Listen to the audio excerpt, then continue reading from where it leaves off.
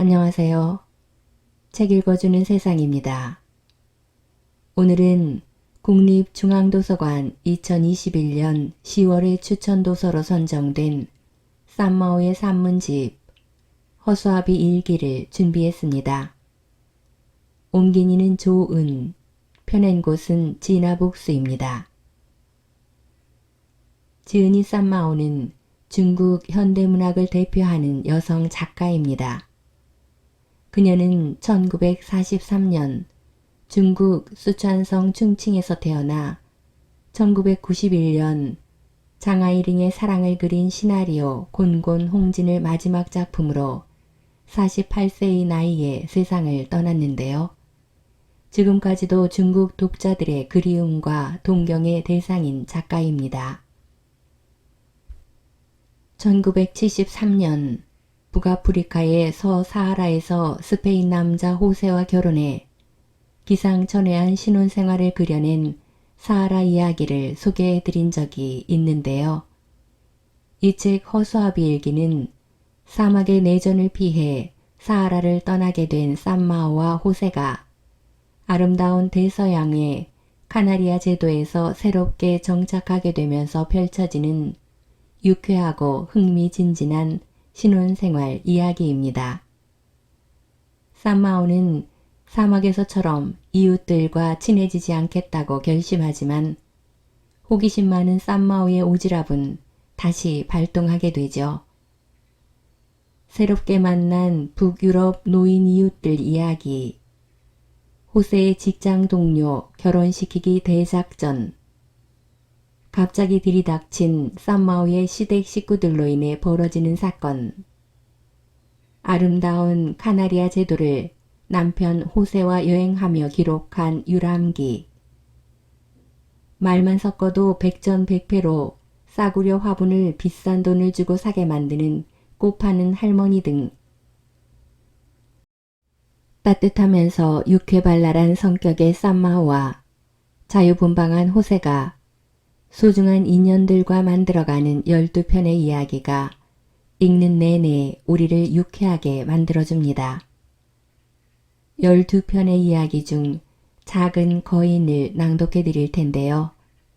편안한 마음으로 끝까지 함께 해주시기 바랍니다. 구독과 좋아요, 알림 설정은 사랑입니다. 작은 거인. 다니엘을 처음 만난 날은 보름달이 둥실 떠오른 밤이었다. 집 근처를 홀로 거닐다 보니 어느새 10시가 훌쩍 넘어 있었다. 바닷가 돌계단을 종종 걸음치며 올라가 큰 길에 접어들여 하는 참이었다.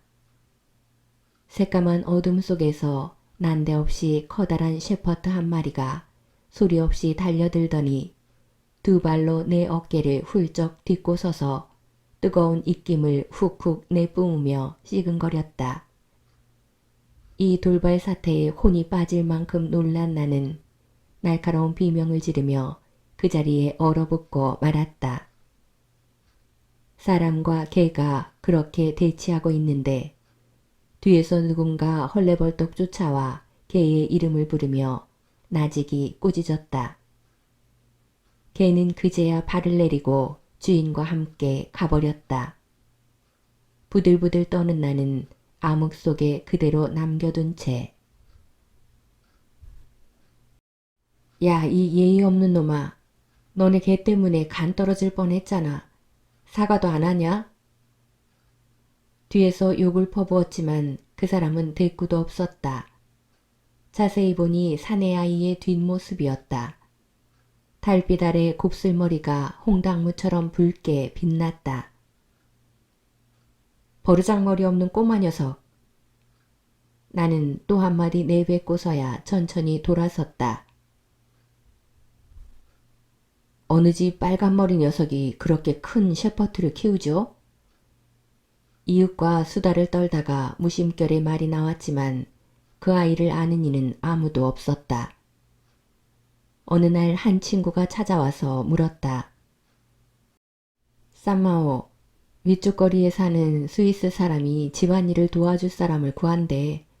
아침에 가서 청소하고 빨래하고 점심까지 해주고 오후 1시면 끝난다는데 한 달에 150달러래. 넌 아이도 없으니 가서 돈 좀 벌지 그래. 그때 나도 만성 부인병이 생긴 터라 이 파출부일이 썩 당기지 않았다. 호세에게 의견을 물으니 무턱대고 반대했다. 나는 스위스 사람이 누구인지는 알지도 못한 채 그냥 거절하고 친구를 돌려보냈다. 얼마 뒤에 나는 수술을 받으러 병원에 입원했다. 주치의와 한담을 나누던 중 그가 무심코 이런 말을 했다. 신기하네요. 제 환자 한 분도 그 근처에 사시는데 정말 기적 같은 분이에요. 작년에 간암으로 서너 달밖에 안 남았다는 진단을 받았었거든요. 그러니까 가족들이 죽더라도 퇴원해서 집에서 같이 지내다 보내줄 거라고 고집을 부렸어요.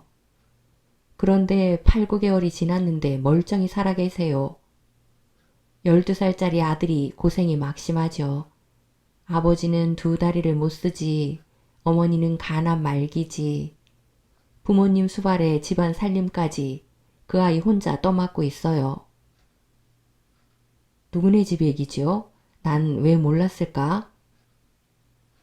후터씨라고 스위스 사람이에요. 아들은 머리가 새빨개요. 꼭 타오르는 들불처럼요. 아, 순간 사정을 알아차린 호세와 내가 동시에 소리쳤다. 바닷가에 늘 혼자 있던 그 아이였구나. 어째 생각을 못했을까? 이렇게 후터 가족을 알고 나자 묘하게도 그 아이가 자주 눈에 띄었다. 시장에서는 물론 우체국이나 약국에서도 툭하면 마주쳤다. 안녕, 내 성이 후터 맞지? 어느 날 나는 후터 씨네 집 앞에 차를 세우고 그에게 인사를 건넸다. 아이는 고개만 끄덕일 뿐 말이 없었다. 너희 집 개 때문에 얼마나 시겁했다고. 여전히 말이 없기에 나는 그만 떠나려 했다. 그때 마당에서 여자 목소리가 들려왔다. 다니엘, 누구랑 얘기하는 거니? 아이는 돌아서서 안으로 뛰어들어갔다. 시동을 걸고 출발하려는데 문이 다시 열렸다. 잠깐만요. 저희 어머니께서 잠깐 들어와 주셨으면 하세요. 다음에 다시 올게. 우리는 요 아래 살아. 또 보자. 다음 날 오후 창문을 똑똑 두드리는 소리가 나기에 내다보니 그 빨간 머리 사내 아이가 고개를 수그리고 서 있었다. 다니엘 맞지? 어서 들어와. 저희 부모님께서 차 한 잔 같이 하고 싶어 하세요. 와주시겠어요? 아이는 또박또박 신중하게 할 말을 했다. 쓸데없는 얘기는 한마디도 없었다. 좋아, 먼저 가 있으렴. 금방 갈게. 문을 밀고 다니엘의 집 안으로 들어서는 순간 알 수 없는 침울한 분위기가 나를 에워쌌다. 탁한 공기 속에 병자의 냄새가 섞여 있었다. 나는 조심스레 거실로 들어갔다. 긴 소파 2개에 중년 남자와 여자가 각각 누워 있었다. 웬일인지 이렇게 더운 날씨에도 난로불이 타오르고 있었다. 어머나 어서 오세요. 미안해요. 저희가 일어나서 맞이할 수가 없네요. 저는 쌈마오라고 해요. 후터 부부시죠? 나는 나란히 누워있는 중년 부부에게 웃으며 다가가 악수를 청했다. 앉으세요. 우리는 당신을 잘 안답니다. 집안일을 좀 도와주셨으면 했는데 못 온다고 하셔서 정말 아쉬웠어요. 부인이 서툰 스페인어로 상냥하게 말했다. 말투가 아주 느릿느릿했다. 얼굴이 퉁퉁 붓고 양손까지 시뻘겋게 부어있는 모습에 나는 심하게 충격을 받았다. 저도 몸이 좀 안 좋거든요. 그래서 못 왔어요. 게다가 그때는 편찮으신 줄도 몰랐어요. 나는 빙그레 웃었다. 이제 아셨으니까 자주 놀러 오세요. 사실 우린 이렇다 할 친구가 없거든요. 담요를 덮은 남자의 소파 옆에서 휠체어가 놓여 있었다. 남자가 투박한 목소리로 말했다. 자자, 차 한잔 합시다. 이웃이니 어려워 마시고요. 부인이 퉁퉁 부은 몸으로 애써 일어나 앉았다. 담요에 덮인 배는 만삭 임산부처럼 커다랗게 부풀어 있었다. 그때 다니엘이 부엌에서 작은 카트를 밀고 나왔다. 카트에는 찻잔과 찻주전자, 설탕 단지, 우유, 과자의 냅킨까지 놓여 있었다. 다니엘은 그것들을 차 탁자에 가지런히 차려놓았다. 다니엘이 정말 수고가 많구나. 나는 정중하게 말했다. 뭘요, 아줌마가 안 오셔도 우린 오후마다 이렇게 티타임을 가져요. 남자는 차를 마시지 않았다. 한 40분 앉아있는 동안 그는 위스키 반병을 비웠다. 크게 취한 모습은 아니었지만 아들을 부르는 목소리가 점점 거칠어졌다. 미안해요. 니콜라스 목청이 원체 커요. 처음이라 익숙하지 않으시죠? 부인이 좀 궁색한 변명을 했다. 그러고는 바삐 뛰어다니는 아들에게 무한한 애정을 담은 눈길을 보냈다. 우리 집 양반도 툭하면 큰소리예요. 괜찮아요, 루시. 나도 이렇게 웅색하게 대꾸할 수밖에 없었다. 그러다 니콜라스가 다니엘에게 포크를 확 던지는 모습을 보자 나는 벌떡 일어나 작별을 고했다. 후터 일가를 알게 된 뒤로 다니엘은 종종 차를 마시자고 나를 부르러 왔다. 하지만 니콜라스가 술 마시고 다니엘에게 행패 부리는 모습을 자꾸 보게 되자 이 다리가 불편한 남자에게 품었던 동정심이 싹 사라졌고 그 집에 가기도 싫어졌다. 니콜라스가 걸핏하면 다니엘을 때려. 정말 보기 불편해. 내가 호세에게 말했다. 당신도 생각해봐. 장장 12년을 휠체어에 앉아 구제금 몇 푼에 기대 살아왔잖아. 거기다 부인까지 가남이니 마음 편할 리 있겠어? 12년이나 그랬으니 더더욱 동정이 안 가. 다리가 불편해도 손이 있고 머리가 있잖아. 12년 동안 전혀 분발하지 않고 노상 술이나 마시고 애를 때리고 이게 현실을 직시하는 거야? 다니엘 그 애도 이상해. 벙어리처럼 통 말이 없고 남에게 잘 보일 생각도 없고. 루시가 대단하지. 늘 그렇게 사근사근하고 웃는 얼굴이니. 어느 날 시장에 갔다가 또 다니엘을 보았다. 무거운 찬거리를 두 손 가득 들고 버스를 타러 가고 있었다. 호세가 경적을 울리며 손짓해 불렀다. 같이 가자. 어서 타. 다니엘은 크고 작은 봉투를 주섬주섬 차에 내려놓다가 크림 깡통 하나를 떨어뜨렸다. 크림 샀네. 케이크 만들게? 누가 만들지? 엄마는 일어서지 못하실 텐데. 내가 무심결에 말했다. 제가요. 엄마가 좋아하세요. 언제나처럼 더없이 짧고 간단한 대답이었다. 만들 줄 알아? 다니엘은 자신만만하게 고개를 끄덕이다가 갑자기 씩 웃었다. 내 얼굴에서 못 믿겠다는 표정을 본 모양이었다. 네가 시간이 어디 있어. 숙제가 많잖아. 숙제는 학교에서 쉬는 시간이나 점심시간에 해요. 다니엘이 나직히 말했다. 귀찮지도 않아? 크림 케이크가 얼마나 손이 많이 가는데. 나는 혀를 차며 고개를 절레절레 흔들었다. 엄마가 좋아하시니까 만들 거예요. 다니엘이 고집스럽게 또 말했다. 엄마한테 앞으로 드시고 싶은 게 있으면 내가 가서 만들어 드린다고 말씀드려. 너는 시간 나면 호세랑 놀러 다니고. 날마다는 못 가도 도울 일이 있으면 내가 도와줄게. 고맙습니다. 다니엘이 또 한 번 씩 웃었다. 나는 덥수룩한 빨간 머리를 멀뚱멀뚱 바라보며 속으로 생각했다. 일찍 결혼했으면 나도 아마 저만한 아이가 있겠지. 그날 저녁 다니엘이 케이크 4분의 1 조각을 가져왔다. 정말 맛있네. 대단하다, 다니엘. 솜씨가 참 좋구나. 케이크를 조금 떼어내 맛을 보자 칭찬이 절로 나왔다. 과일 파이도 만들 줄 알아요. 다음에 만들면 갖다 드릴게요.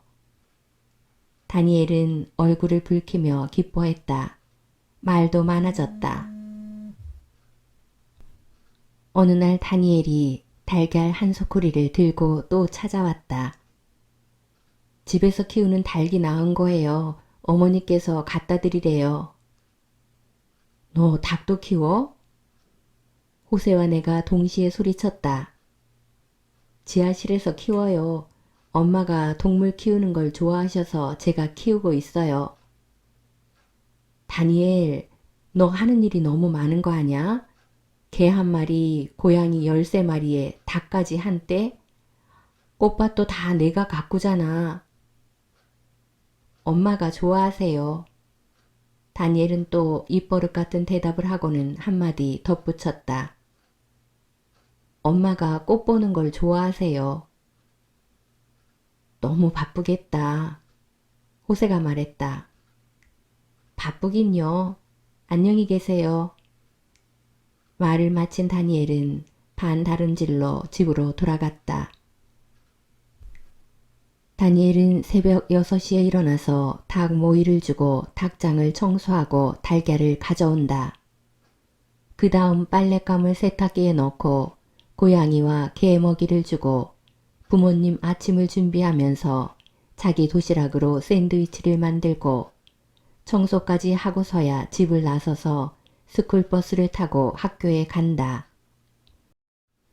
오후 5시에 돌아오면 책가방을 내려놓자마자 우리하고 장을 보러 가고 집으로 돌아와 마른 옷을 걷고 젖은 옷을 내다 널고 어머니의 티타임을 준비하고 다시 가서 옷을 다리고 부모님 점심 그릇을 설거지하고 저녁을 준비하고 술 취한 아버지를 침대에 눕히고 병중인 어머니를 씻겨드리고 다음날 부모님이 드실 점심 식사 준비를 한다.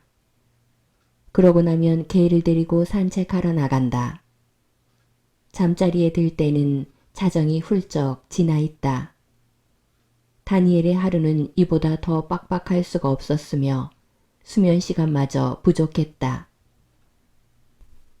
아이로서 즐겨야 할 오락이란 다니엘에게는 이미 존재하지 않았다. 때때로 저녁에 볼만한 영화가 있으면 나는 다니엘이 할 일을 떠맡고 호세는 다니엘을 데리러 나가서 영화도 보여주고 주전부리도 사먹이고 시내 구경도 시켜주었다. 그 녀석 정말 안 되겠어. 이제 안 데리고 나갈래. 어느 날 밤 다니엘과 나들이를 하고 온 호세가 한탄하듯 말했다. 왜? 말썽이라도 부려? 말썽을 부리면 차라리 낫지. 그 녀석 몸은 나와 있어도 마음은 집에 가 있어. 1분 1초도 쉬지 않고 부모 걱정이라니까. 데리고 나가는 게 벌 주는 거나 마찬가지야. 집에서 어른들이나 돌보게 놔두는 게 낫겠어. 어머니와 아들은 한마음으로 이어져 있다잖아. 어머니가 저렇게 몸져 누워 계시니 자식이 놀 기분이 나겠어? 이제 간두자. 애가 너무 고생이 많네. 얼마 전 루시의 병세가 심하게 나빠졌다. 복수를 빼느라 이틀을 입원해 있어야 했다. 니콜라스는 이틀 내내 술에 잔뜩 취해 엉엉 울고만 있고 다니엘은 낮에는 학교에 가고 저녁에는 어머니를 간호하러 갔다. 그러면서 집에 있는 아버지 좀 챙겨달라고 우리에게 어찌나 신신당부를 하는지 코끝이 찡했다. 루시는 복수를 완전히 빼낸 다음 가쁘게 숨을 몰아쉬며 집으로 돌아왔다. 루시가 퇴원한 다음 날 다니엘이 찾아오더니 2,000페세타를 내게 건넸다. 아줌마, 저 대신 향수 한 병만 사다 주세요. 내일이 엄마 생일이거든요. 엄마 선물이에요. 와, 엄마 생신이구나. 우리 어떻게 축하할까? 향수랑 또 커다란 케이크를 만들 거예요. 엄마가 드실 수 있어? 내 질문에 다니엘은 고개를 가로저었다. 금세 눈시울이 붉어졌다. 케이크는 내가 만들게. 너는 학교에 가. 말 들어. 제가 만들 거예요. 다니엘은 더 말하지 않고 돌아서서 가버렸다. 다음 날 아침 나는 루시네 문을 살며시 밀고 거실로 들어섰다. 다니엘이 만든 케이크가 생일 초까지 꽂은 채 탁자 위에 얌전히 놓여 있었다.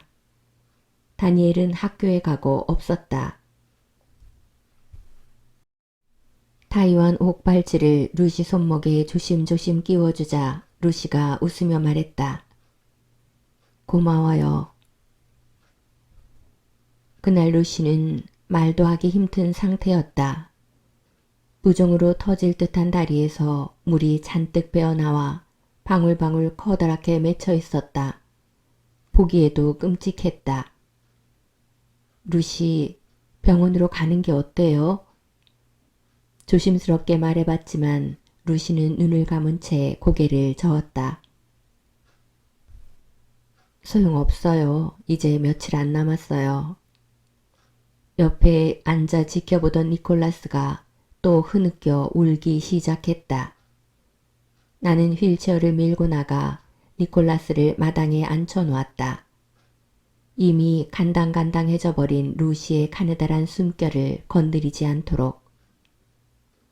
그날 나는 줄곧 루시 곁을 지키며 다니엘이 학교에서 돌아올 때까지 루시의 손을 꼭 잡고 있었다.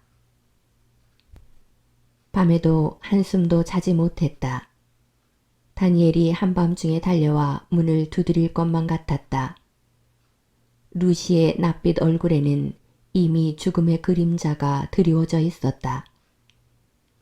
아침 8시 30분쯤에야 어렴풋이 잠들려는데 호세가 마당에서 누군가와 이야기하는 소리가 들려왔다. 다니엘 같았다. 나는 벌떡 일어나 창가로 가서 소리쳤다. 다니엘, 왜 학교 안 갔니? 엄마가 안 좋으셔? 다니엘은 나무 아래 망연한 표정으로 앉아 있었다.